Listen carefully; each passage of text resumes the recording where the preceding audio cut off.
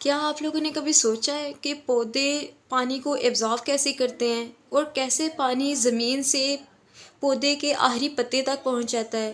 तो चले आज हम इसी टॉपिक के ऊपर बात करते हैं। हमें पता है कि जो पौधे हैं वो पानी को एब्जॉर्ब करते हैं थ्रू रूट्स। तो इसी टॉपिक को लेकर आगे चलते हैं जिसका नाम है रूट एनाटॉमी। रूट कहते हैं कि जो वो वाला पौधे का हिस्सा जो ज़मीन के अंडरग्राउंड होता है। अगर इसकी इंटरनल स्ट्रक्चर को देखें तो उसको रूट एनाटॉमी कहते हैं। हम लोग इसकी स्टडी इसलिए कर रहे हैं इस चीज़ को जानने के लिए कि कैसे एक पौधा अपने पानी को भी एब्जॉर्ब कर रहा है, मिनरल्स को भी एब्जॉर्ब कर रहा है और फिर उसी पानी को अपने जो दूसरे पार्ट्स हैं उन तक पहुंचा रहा है। इसके लिए जो है ना हम सेवरल टिश्यूज़ को देखेंगे कि इसकी कंपोजिशन किस तरह से हुई है। तो उसके लिए हम लोग चलेंगे फ्रॉम आउटसाइड टू इनसाइड, यानी कि सबसे पहले हम रूट के आउटसाइड स्ट्रक्चर को देखेंगे, आउटसाइड लेयर को देखेंगे। तो सबसे जो आउटर मोस्ट लेयर होती है वो होती है एपिडर्मिस एंड रूट हेयर्स। ये सबसे फर्स्ट लेयर है जिसका डायरेक्ट कांटेक्ट होता है सॉइल के साथ। इसके जो सेल्स होते हैं वो फ्लैटेंड होते हैं और कम्पैक्टली अरेंज्ड होते हैं, यानी कि इनके बीच में कोई स्पेस वगैरह मौजूद नहीं होती। जो इन सेल्स की जो आउटर वॉल्स होती हैं वो इलोंगेटेड होती हैं ताकि वो रूट हेयर्स की जो थिन वॉल्स हैं उनको बना सके। रूट हेयर्स जो होती हैं उनसे जितना हो सकता है वो सॉइल पार्टिकल्स को कवर करती हैं, क्योंकि जितना ज़्यादा सरफेस एरिया होगा उतनी ज़्यादा एब्जॉर्प्शन ऑफ वाटर होगी। और जो मोस्टली पानी होता है एब्जॉर्ब पौधों के अंदर वो थ्रू रूट हेयर्स ही होता है।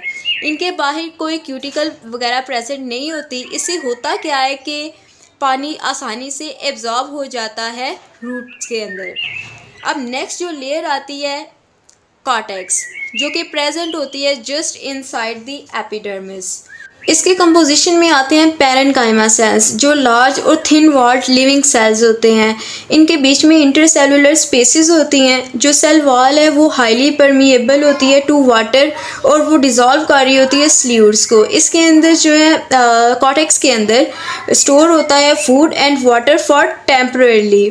इसमें जो वाटर ट्रेवल कर रहा होता है through cortex after entering from root hairs, यानी कि जो रूट हेयर के अंदर पानी आया था अब वो थ्रू कॉर्टेक्स ट्रेवल कर रहा है।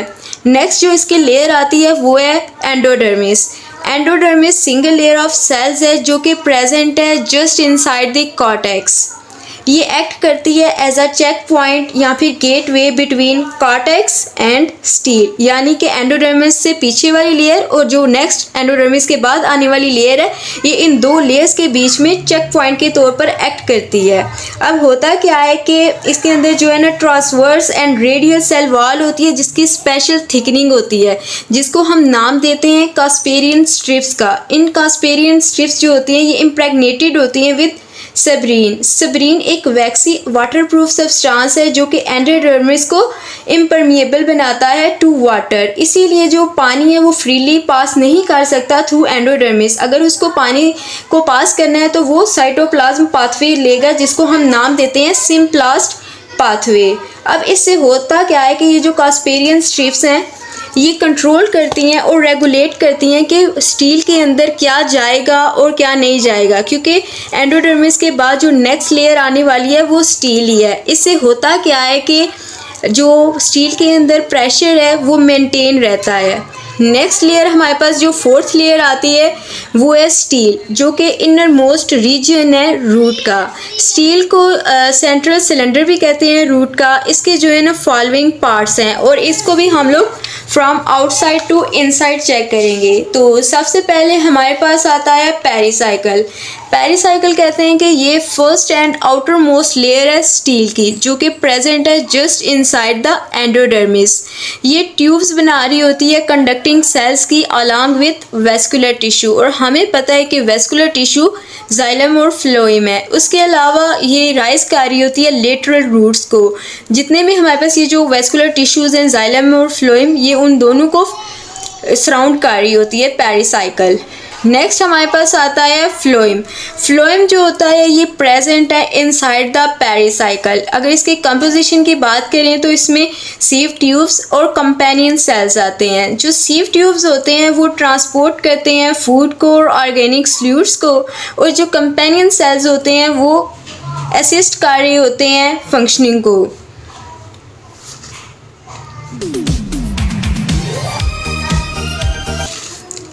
मेच्योर रूट्स में देखें जो कि फ्लोएम की होती हैं, उनमें जो है सेकेंडरी फ्लोएम भी प्रेजेंट होता है, और जो फ्लोएम है ये सराउंड कर रहा होता है जाइलम को फ्रॉम आउटसाइड।